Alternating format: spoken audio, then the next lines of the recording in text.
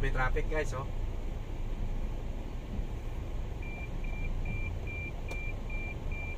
Ay.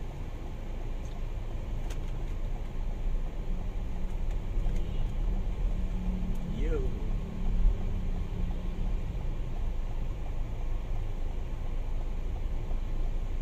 Punta tayo ng San Juan.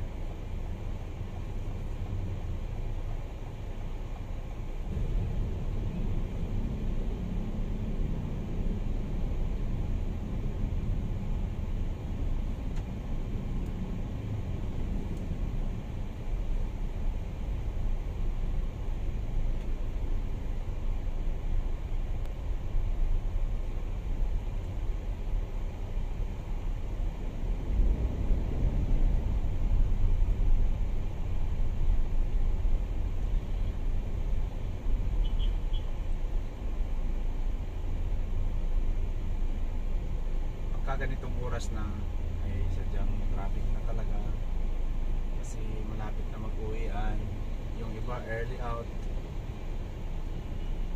maya mas lalong na-traffic. 4 so siya guys nagsisignal. Kapag nakita mo nagsisignal, hanggat maaari pagbigyan mo siya.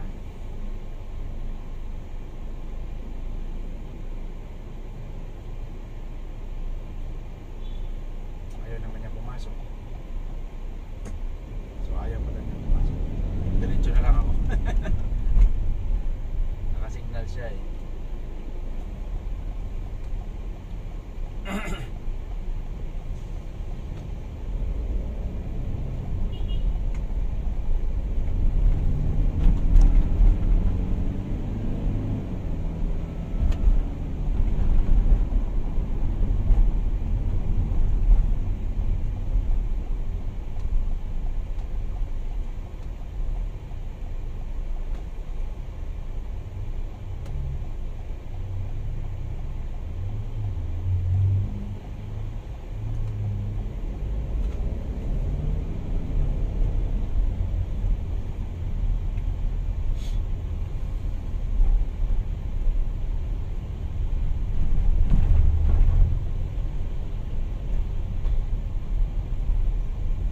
Tayo sa Maiging Philippine National Police Headquarters,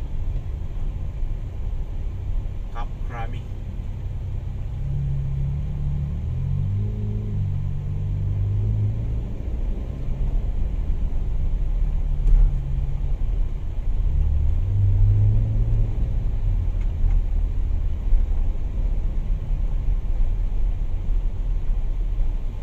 Usually dito ako kumakanan, pero may sasadyain lang tayo doon sa unahan.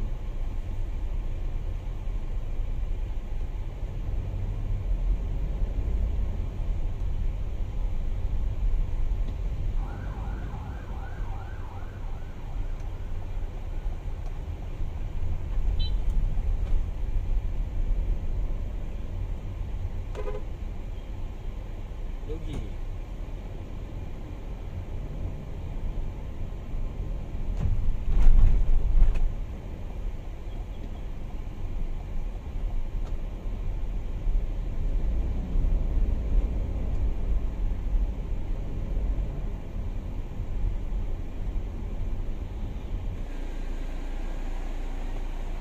Boss sa bush. May atkatin lang ako saglit.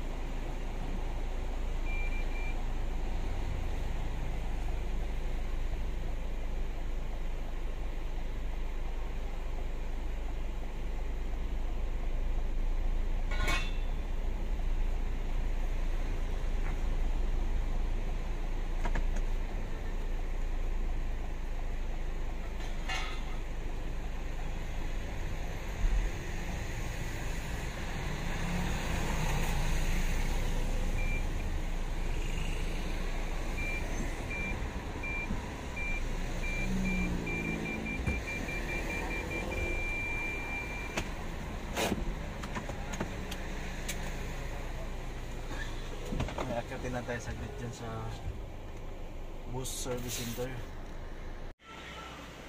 Akyatin ko lang doon sa taas.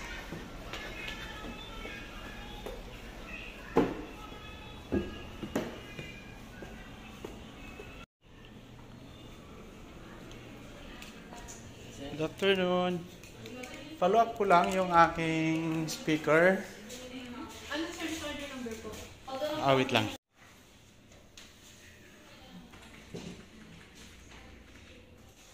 Bali sir, as per technician kasi, ito yung mga papalitan nating pyesa. Ang condition kasi sir is may distortion or distorted sounds. Then napabuksan natin sir sa iba yung unit. Tampo Apo. po.